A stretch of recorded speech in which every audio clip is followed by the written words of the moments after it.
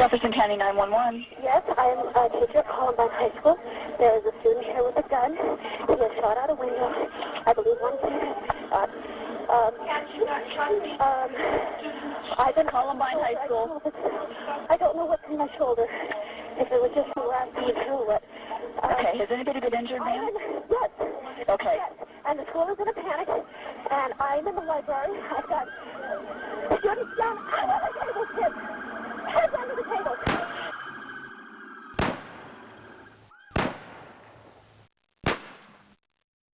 All got under the desk, and then they just started coming in the library and opening fire and shooting out bombs. By noon, police SWAT teams had surrounded the building. They pulled students out whenever and however they could. One student who'd been wounded was pulled through a second-floor window. At a time when students would normally be finishing their lunch and returning to class, they were still fleeing, many taking refuge in nearby houses. The scene was chaos as paramedics tried to treat the wounded and parents tried to locate their children. Some of them were reunited at a nearby school. All the while, inside the Columbine High School, the shooting continued. Columbine students say the gang was comprised of about a dozen teenagers. They were known to talk about violence and death and often threaten people, taking a particular dislike to minorities and athletes. But almost no one took the threat seriously.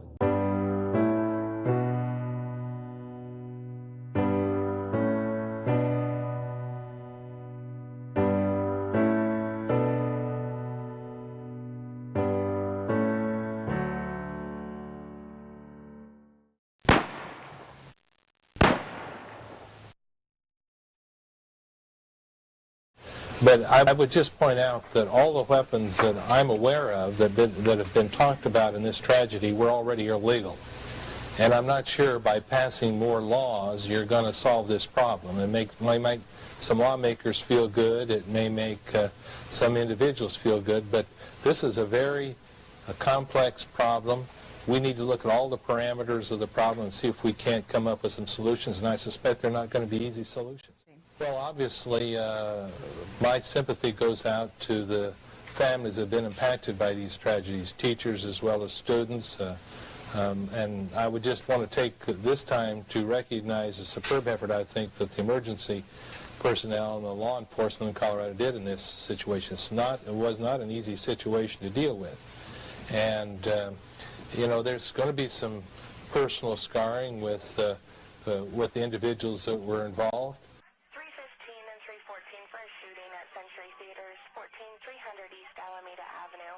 They're saying somebody's shooting in the auditorium. 315 and 314, there is at least one person that's been shot, but they're saying there's hundreds of people just running around. 316, be advised.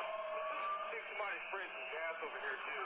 316, I need a rescue in here hot, too. I got a guy shot. And inside of Theater 9? Just outside of Theater 9. Every one of these shooters has had trouble with the law, has had some type of issue that everybody knew about, and that's the frustrating part for me. It's just commonplace now. It's not, oh my God, I hope this never happens. It's to the point that, wow, I wonder where it's going to happen next.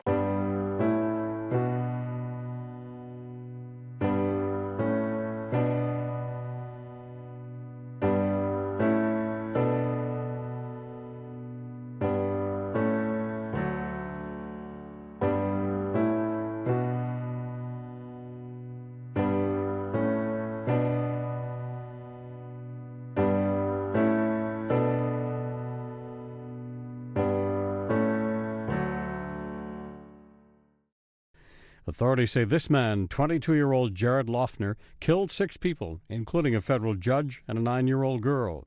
Police say he shot 14 others, including the Congresswoman, before bystanders tackled him.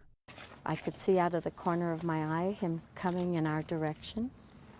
He shot the lady next to me. I was waiting to see if I got shot and wondering how a gun wound would feel. And just then he was down on the ground right next to me. Giffords, a 3-term Arizona Congresswoman, was shot in the head and remains in critical condition at a Tucson hospital. Doctors say the next 48 hours will be critical in assessing the 40-year-old's long-term prognosis. Public service is a high honor. But these tragic events remind us that all of us in our roles in service to our fellow citizens comes with a risk. In Washington, flags outside the Capitol and the White House fly at half-staff.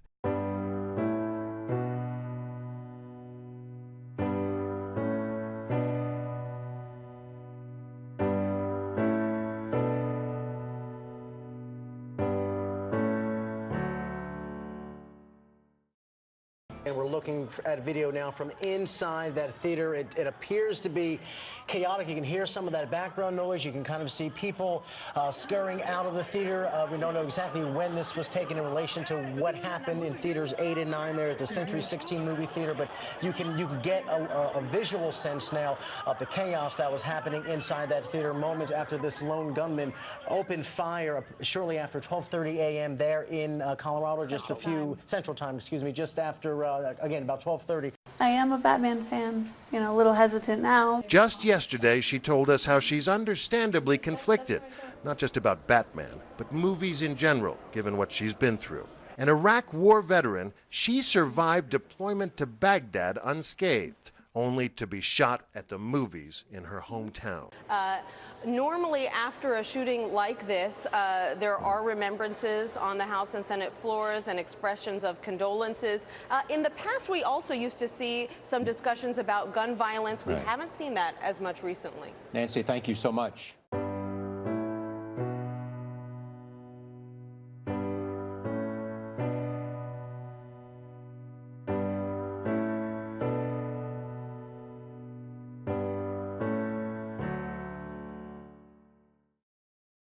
It's believed 500 school children or thereabouts attend this school, and so many of the reunions here today, the children, her little face, this mom distraught.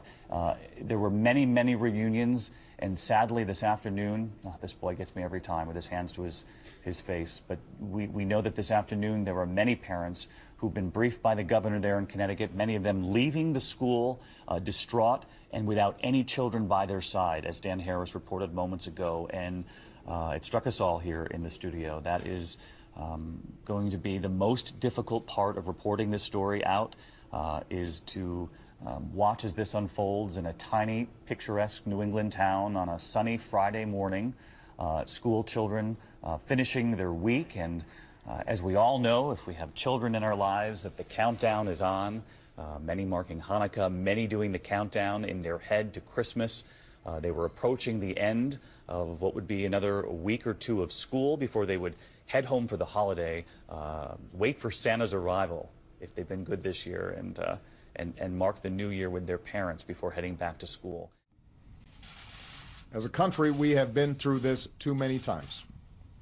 Whether it's an elementary school in Newton, or a shopping mall in Oregon, or a temple in Wisconsin, or a movie theater in Aurora, or a street corner in Chicago, these neighborhoods are our neighborhoods, and these children are our children. And we're going to have to come together and take meaningful action to prevent more tragedies like this, regardless of the politics. And hearing the heroic stories of the principal lunging, trying to protect Chris, I wish to God she had had an M4 in her office locked up, so when she heard gunfire, she pulls it out, and she didn't have to lunge heroically with nothing in her hands, but she takes him out, takes his head off before he can kill those precious kids. We ask why there's violence in our schools, but we've systematically removed God from our schools. Should we be so surprised that schools would become a place of carnage? On Friday morning at Sandy Hook Elementary School, school prayer returned to that public school because one of the stories we're hearing this morning, as we heard over the weekend, was so many of the teachers huddled their children in corners and closets, and they prayed together. We've created an atmosphere in this country where the only time we want to invoke God's name is after the tragedy. We criticize anybody who invokes God's name except after a tragedy like this, and then it seems to be okay. It was so wonderful to know that if you are a person of faith, that you have a lot of questions why, but you have something to hold on to. I think it's important that we quit apologizing for having a spiritual conversation, that we somehow quit being ashamed that we believe in God, and we recognize it's the only thing that keeps us together. I'm on the Judiciary Committee, so we had hearings on guns. I believe passionately in the Second Amendment right to keep and bear arms. And when the president used the tragic shooting in Connecticut as an excuse not to go after violent criminals, not to stop crime, but instead to push an anti-gun agenda, I wouldn't be doing my job representing the state of Texas, representing 26 million Texans, if I didn't come and stand up and fight for the Second Amendment.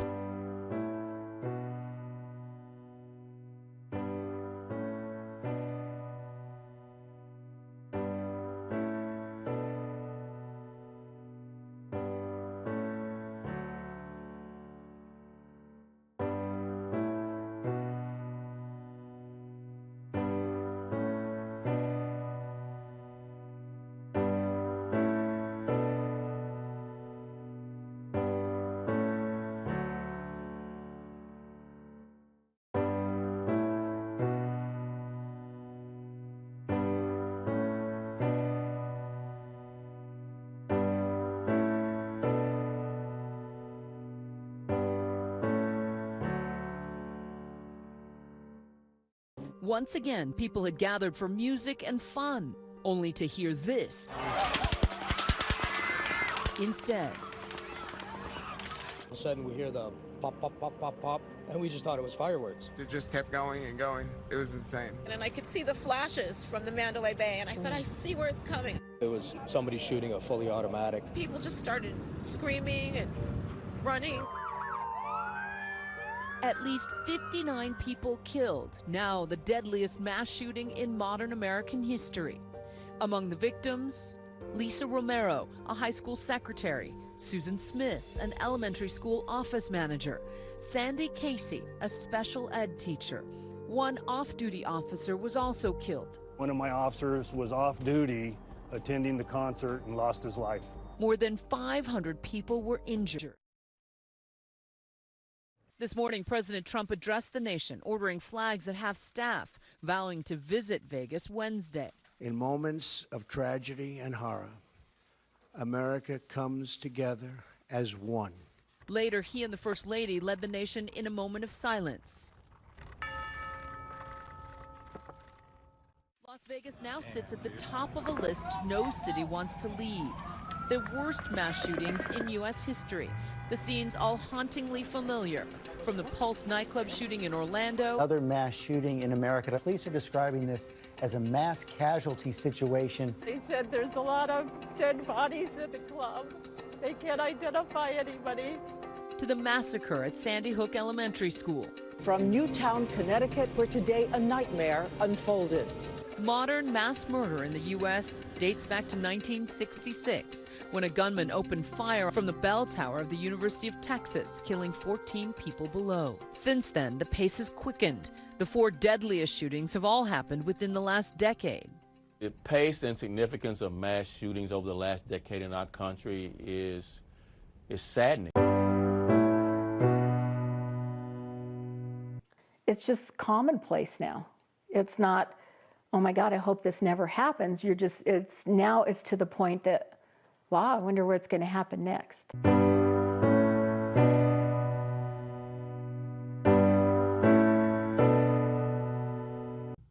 There's no amount of blood, or pain, or death, or suffering what would move this Congress to act. We hold moments of silence and vigil. We offer our thoughts and prayers, but it's all a show, a placeholder, until people forget and this Congress can move on to rolling back restrictions on silence or making it easier for the mentally ill to purchase weapons. Don't tell me otherwise. I've been around too long. This Congress does nothing. Don't tell me. Don't tell me. We need mental health reform when you won't provide every American access to mental health care. Don't tell me this is about protecting the Second Amendment when you won't stand up for the First Amendment. Don't tell me this is about anything other than greed, money, and fear. I said to each one of us, to all of the members of the Congress, have courage, be unafraid, do your job, bring common sense gun control legislation to a vote. We need it, and we need it now.